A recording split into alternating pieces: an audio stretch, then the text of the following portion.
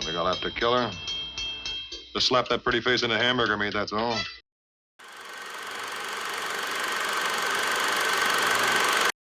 Hello to all the classic people that are returning. I'm glad you're back. I want to welcome any new visitors. Today on Classic Movie Review, we are taking on The Killing, 1956. I want to shout out to Bob for his comments on William Holden, a truly great actor. Please keep those comments coming in, they are greatly appreciated. This is a great film noir, a great heist film, and in general, just a great film. A very elaborate plan to rob a racetrack goes horribly wrong. IMDb.com rates this film as 8.0. I think it should be at least 1 full point higher at a solid 9. RottenTomatoes.com rates this movie more to my liking with 96% on the tomato meter and 92% audience approval. The great film critic Roger Ebert gave this movie 4 stars out of 4 in a January 9, 2012 review. Ebert stated, quote, "This is a heist film. Like horror films, heists are a genre that makes stars not so necessary. The durable form inspires directors to create plots that are baffling in their complexity, are bold in their simplicity. In Bonnie and Clyde, 1967, the gang parks in front of a bank, walks in with guns, and walks out, in theory, with the loot. In David Mamet's Heist, 2001, the characters are involved in interlocking levels of con being pulled on each other. In Rafifi, 1955, a theft involves a plan of almost unnecessary acrobatic ingenuity. Kubrick's plan here for a racetrack robbery involves 2 of those plot aspects, not so much the acrobatics. His narrative approach seems blunt, but the narrative itself is so labyrinthian, we abandon any hope of trying to piece together and just abandon ourselves to letting it happen. We feel in safe hands." Unquote. New York Times film critic A.H. Weiler said in a May 21, 1956 review, "The poor man's saga, who first noted that all horse players die broke, not only was right, but awful conservative. The Killing is a sharp black and white illustration of the theory that the odds are against both a daring gang who rob a racetrack and the bettors, to judge by the robber's record take. Though The Killing 1956 is composed of familiar ingredients and it calls for fuller explanations, it evolved as a fairly diverting melodrama. Stanley Kubrick, the film's youthful director, who also wrote the script, was not being niggardly in his stakes. The motley crew headed by Johnny Clay, the ex-convict who devises the scheme for the big killing, shoots at nothing less than a $2 million haul. Mr. Kubrick has kept things moving at a lively clip as the plotting is revealed in timetable fashion. Actors. Right, and I'm a Shakespearean actor. This movie has a huge ensemble cast and is a who's who of film noir. The great screen and real-life rogue Sterling Hayden leads the cast as robbery organizer Johnny Clay. Hayden was first covered in the film noir Crime of Passion 1957. Elisha Cook Jr. played George Petty, a cashier at the horse racetrack and a man that married, at least in terms of looks, well above his station. This fantastic actor was first covered in the prime film noir The Maltese Falcon 1941. J.C. Flippen, a member of the John Wayne posse, played former alcoholic and crime financier Marvin Unger. This interesting actor was first covered in the Western spoof Cat Ballou 1965. J. Adler was great as always, playing Leo the Loan Shark. This former Yiddish actor was first covered in the film noir 99 River Street 1953. Marie Windsor, a classic film noir femme fatale, took the moniker again as the not-so-nice Sherry Petty. This classic lady of evil was first covered in the claustrophobic film noir The Narrow Margin, 1952. The lovely Colleen Gray played the role of Faye. This outstanding actress was covered in the great film noir Nightmare Alley, 1947. She just wasn't on screen enough in this film. James Edwards had a small but essential role as the racetrack parking lot attendant. This actor was first covered in the sweet science film The Setup, 1949. Film noir regular Ted DeCorsa played a crooked policeman, Randy Keenan, a heist crew member. DeCorsa was first covered in the film noir The Big Combo, 1955. Another familiar face, Joe Sawyer, played bartender Mike O'Reilly. Sawyer was first covered in the Bogart pre-noir, The Petrified Forest, 1936. Timothy Carey played Nicky Arcane, a guy hired to shoot a horse, and he comes off like a guy that would shoot a horse. Carey was born in New York City in 1929. I'm walking here! I'm walking here! With a pocked face, dark hair, and deeply set dark eyes, Carey looked the part of a villain. By the age of 22, Carey had graduated from acting school. It is unconfirmed that Carey was one of the construction workers in Ace in the Hole, 1951, as his first movie. He certainly played a corpse in the Clark Gable Western Across the Wide Missouri, 1951. Carey received much attention for his role as a biker in The Wild One, 1953, with Marlon Brando and Lee Marvin. Carey continued with small bits such as The Vicious Cat House Bouncer in East of Eden, 1995. The following year, he was in The Killing, 1956, and his creepiness oozed off the screen. The next year, he was terrific in Paths of Glory, 1957, as a World War I French private wrongly condemned to be executed. Carey was hard to work with and very unpredictable. However, he continued to get work in films such as One-Eyed Jacks, 1961, Beach Blanket Bingo, 1965, where Carey played South Dakota Slim, the brother of North Dakota Slim, Lynn Lesser, a bad guy in the movie Head, 1968, The Crazy Monkeys film, Minnie and Mousekewitz, 1971, and The Killing of a Chinese Bookie, 1976. He released The World's Greatest Sinner in 1962, which he wrote and directed. After his acting career slowed, Carey taught acting. His last film was Echo Park, 1985. He died in 1994 at the age of 65. Vince Edwards played the vicious gangster Val Cannon. Edwards was born in 1928 in New York City. I'm walking here! I'm walking here! The child of immigrants from Italy, Edwards longed to work in entertainment. Edwards was a champion swimmer in high school. He attended Ohio State University on an athletic scholarship. He was on track to compete in the Olympics until emergency surgery derailed his chances.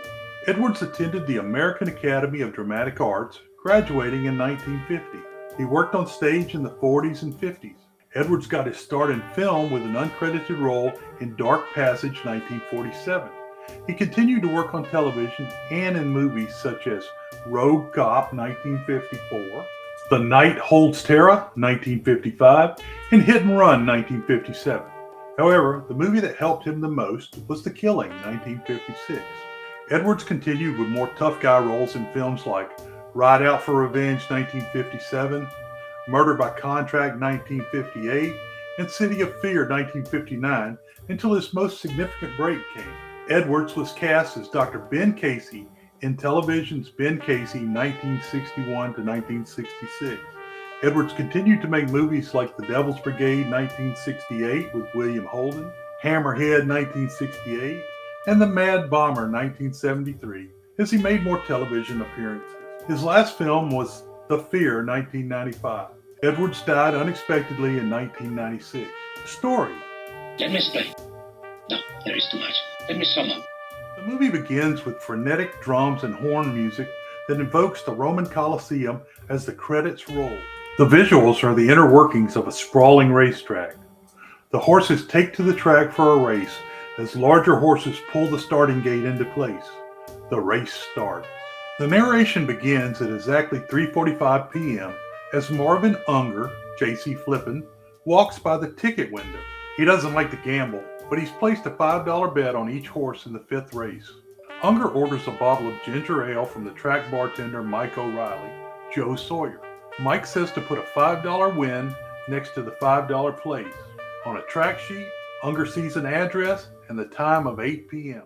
Unger walks away from the bar as the race continues. He writes the address and time on the betting ticket for the 8th horse.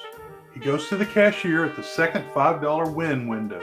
The clerk in the cage is George Petty, Elisha Cook Jr. An hour earlier, on the same day in September, a police patrolman, Randy Keena, goes to a bar and meets with Leo the loan shark, Jay Adler. Randy is late on a payment to Leo. He says he can pay off the loan in 2 weeks or less. Leo adds 400 to the total owed. At 7 p.m. on the same day, Johnny Clay, starring Hayden, discusses the plan with his girlfriend, Faye, Colleen Gray. Johnny says Unger is putting up the money to pay for the heist. Faye doesn't care about the plan. She is all in for Johnny. None of these men are criminals in the usual sense. They've all got jobs.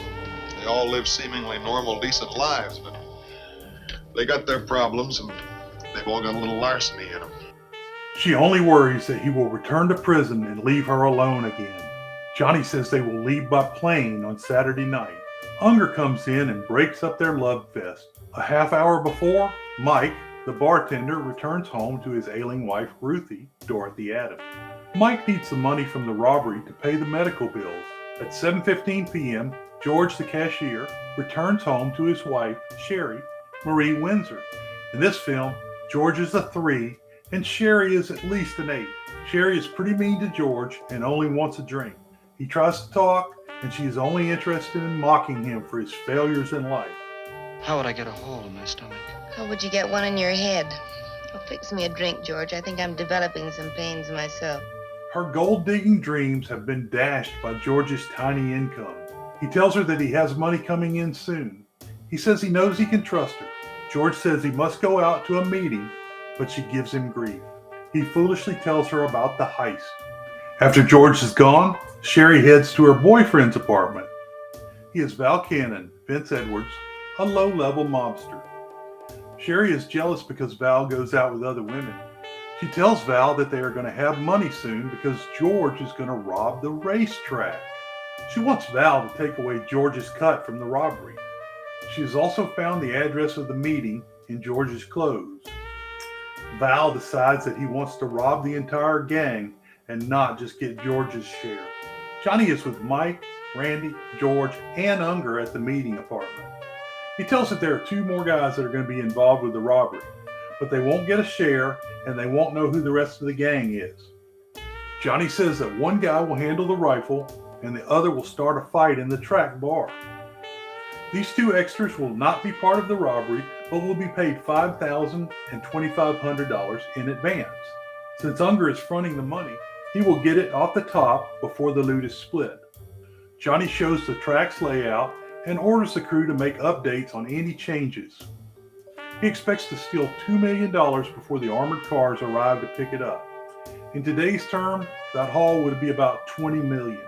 The group hears a noise in the hallway. Randy and Johnny rush to the next room. A punch is heard but not shown. Johnny places the knocked out woman on the bed. George identifies her as his wife, Sherry. Randy slaps George for running his mouth.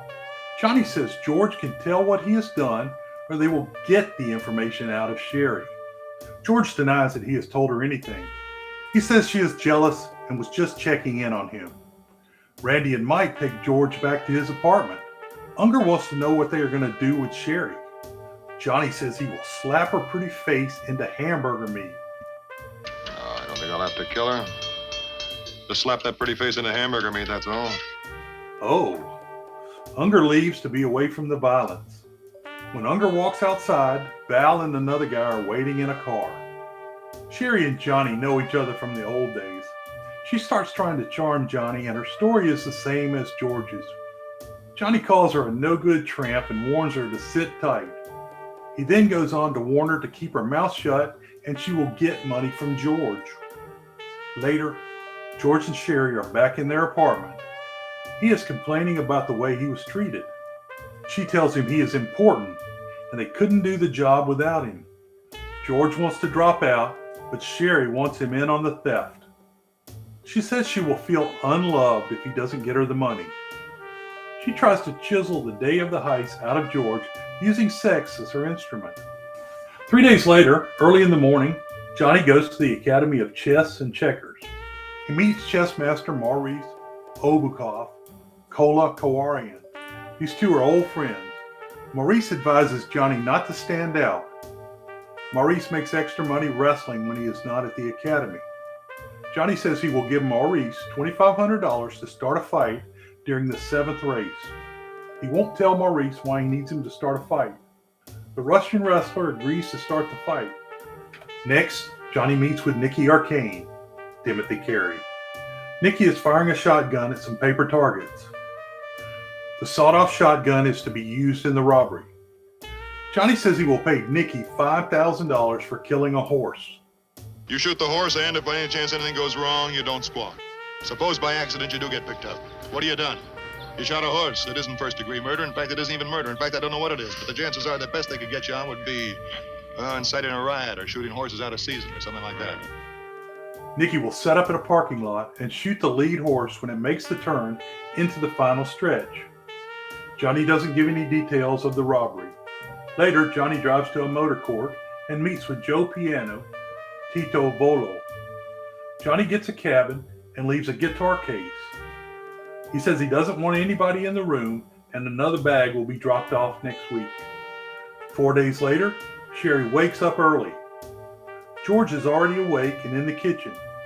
Sherry pals up with her husband. She keeps talking about the money and how she will be supporting him emotionally after he gets the money. She knows it is the day of the robbery, but George doesn't fess up. Sherry says that Johnny sexually assaulted her the night they caught her outside the meeting room. You were so upset, and every time I tried to say anything, you cut me off. Sherry, what are you trying to tell me? I tried to stop him. I pleaded and I struggled. It doesn't matter, does it, darling? The only thing that really matters is how I feel about you now, isn't it? It is today, isn't it? George is insanely jealous and upset.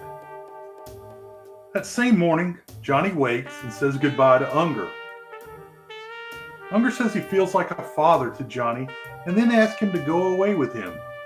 It's a little odd. Wouldn't it be great if we could just go away, the two of us, and let the old world take a couple of turns and have a chance to take stock of things? It can be pretty serious and terrible, particularly if it's not the right person. Getting married, Johnny tells the former alcoholic to stay away from the track. Johnny goes to the airport and checks his bags. He says he will be carrying another bag when he boards the flight. Johnny arrives at the motor court, having previously purchased a large box of flowers. He tells Piano that a cop in a patrol car will drop something off at 6:30 p.m. Johnny says he will pick that packet up later and Piano will not see him again. Inside the room, Johnny transfers the shotgun from the guitar case into the flower box. This bit was used in Terminator too, the same flower box. He then goes to the bus station where he places the flower box inside a storage locker.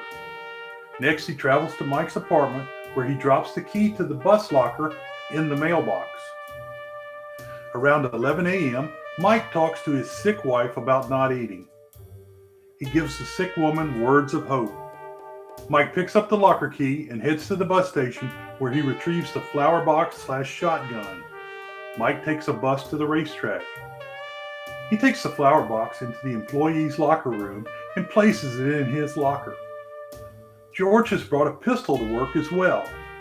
Guards bring a box of money to the counting room across the hall from the employee's locker room. The race begins and everything is proceeding normally.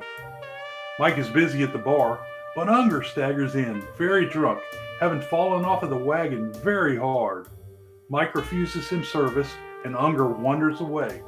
At 3:32 p.m., Randy calls the police station to say his radio is not working. A lady comes out screaming for help because of a fight. Randy pulls away, leaving her standing in the road. Randy's arrival time is critical. He arrives at the track in his patrol car just before the 7th race begins. He parks on the grass outside of the track offices. Earlier, at 2:30 p.m., Maurice prepares to leave the academy. He tells another worker that if he is not back by a specific time, the man should call his lawyer. Maurice arrives at the track bar just as the 7th race is about to start. Johnny is loitering near the entrance to the back offices. He has a briefcase with him. Maurice calls Mike an Irish pig and starts the fight. Maurice does an excellent job of handling everyone that comes near him. In the fight, he changes into his hair suit, and by that I mean his shirt is ripped off. He uses wrestling moves to take down a bunch of cops. Finally, about 8 people subdue the man. George slips out of the cage and opens the door for Johnny. Maurice is drug away by the Brute Squad. He is the Brute Squad.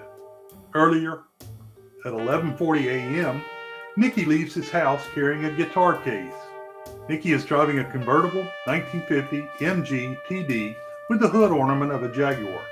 Nicky arrives at the lot at 12:30 a.m. The lot attendant, James Edwards, tells Nicky that the lot will not be open until the other lot fills up. The attendant is pretty hostile. Use the other parking lot, mister. This one ain't open yet. I don't like the trouble. You're not troubling me. I said there's no parking here, there's no parking, and that's that. Look, Mac, I'm a paraplegic. And I wanted to get in this lot to watch the races from my car. That ain't my problem, mister. My leg's bummed too, but nobody's feeling sorry for me. I know what you mean, buddy. Get that in the war? Battle of the Bulge. Nicky says he has paraplegia from World War II and wants to watch the race from the parking lot. The attendant also has a bad leg from the war. He decides to let Nicky in, and Nicky gives him a large tip. Nicky parks his car by the track. Later, the attendant brings a race program to Nicky. The track gets ready to begin the 7th race. The attendant returns to Nicky and tries to give him a horseshoe for luck. Nicky turns harsh and drops the N-word. The attendant leaves, throwing down the horseshoe as he walks away. The race starts and Nicky pulls his rifle, preparing to shoot. Nicky shoots the horse and there's a pile-up on the track. Nicky reverses his car, but his tire is flattened by the dropped horseshoe. A track guard arrives and kills the fleeing Nicky. Earlier at 2:15 p.m., Johnny leaves the city for the track. Johnny takes his place by the entrance door and waits for the fight to begin. He sees the drunk Unger and nods for him to lead. The fight begins and Johnny slips into the back with the aid of George. Johnny goes into the locker room where he picks up the shotgun from Mike's locker.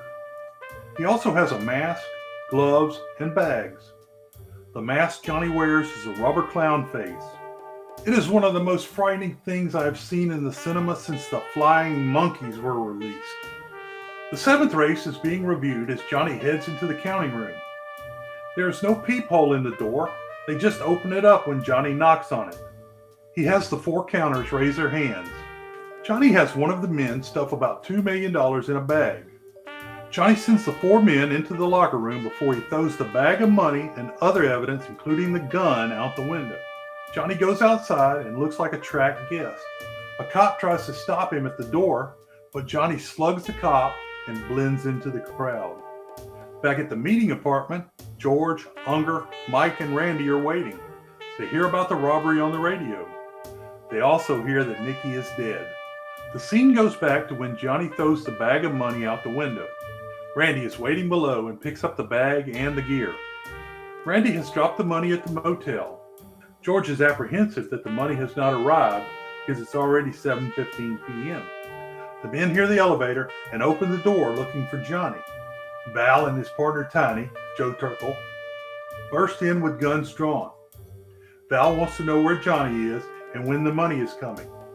Val brags about a particular lady and then asks where the jerk George is. George comes out of the back room with his pistol in his hand. Can't believe you were tipped, huh? Well, if I had a certain little lady here. Hey, where's the jerk? Where's George? The jerk's George fires, killing Val and Tiny. Val fires his shotgun as he falls, killing Unger, Mike, and Randy. George is shot through the cheek. Ooh. Earlier, at 6:40 p.m., Johnny arrives at the motor court. His arrival was delayed by traffic around the racetrack. In the room, Johnny finds the bag of money sitting on the bed. Johnny arrives outside of the apartment at 7:29 p.m. The mortally wounded George staggers past Johnny's car and gets into his own. The narration says that whomever has the money should hold it for the others if there is trouble. Johnny drives away as police are already responding to the shooting. Johnny goes to a pawn shop and buys a giant suitcase. Johnny dumps the money into the suitcase and abandons the gun and other gear by a field. He tries to lock the second-hand suitcase, but the keys don't work. Sherry is packing to leave when she hears someone coming into their apartment. She calls for Val, darling, but George staggers in and asks why she did it. Sherry then switches to mocking him for getting shot. Why? Why did you do it? Do what, dearest? I don't know what you're talking about. I was just getting some clothes ready to go to the cleaners. So you had to be stupid. You couldn't even play it smart with a gun pointed at you. Well, you better get smart fast and get out of here while you can still walk.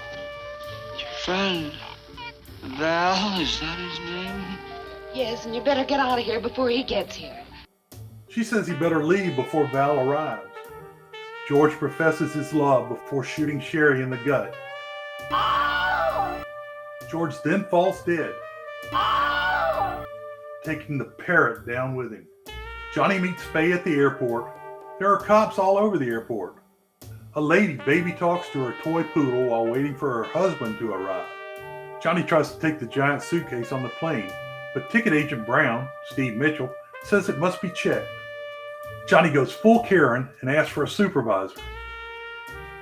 Mr. Grimes, James Griffith, offers a full refund.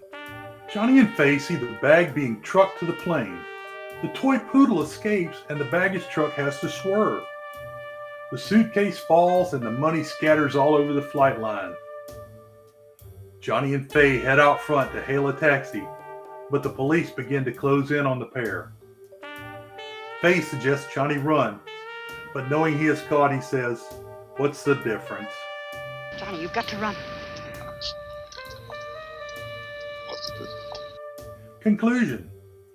Oh, that's not right. No. This movie is told in an extremely non-linear fashion. This is common in film noir, and this film is probably the best example of how to do it for significant effect. However, this movie would be hard to follow from a single viewing in a theater. Of course, by now you know this movie was the template for Reservoir Dogs 1992 and a little bit for Pulp Fiction 1994. Director Quentin Tarantino stated that this movie strongly influenced his filmmaking.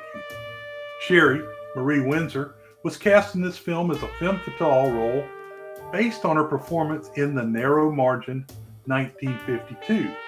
After seeing this film, Kirk Douglas was instrumental in having Kubrick selected as the director for Paths of Glory 1957. Oddly, it was marketed as the second feature of a double feature and ended up losing about $130,000 on its initial release. This film has 9 killings, 7 gangsters, 1 femme fatale, and 1 horse. As he chased the money, Johnny, starring Hayden, was supposed to be chopped up by an airplane propeller. American Airlines felt that this would make their company seem unsafe, so the scene was cut from the film. 1 horse really died as a result of the almost 40 takes one day. Of course, this movie, like Of Mice and Men 1939, The Grapes of Wrath 1940, and Dr. Strangelove 1964, show the fallacies of human planning. Humans make plan, and God laughs. World famous short summary, stick to the plan. The show is now completely free and independent, brought to you without ads. If you enjoy the show, please subscribe and leave a review where you get your podcast or your YouTube videos. It really helps the show get found. As a technical note, references and citations are listed for each show on the site at classicmovierev.com. There's a link in the show notes if you're interested in purchasing any of my merchandise, like this Femme Fatale t-shirt. Beware the Moors. This film cost about $320,000 to make.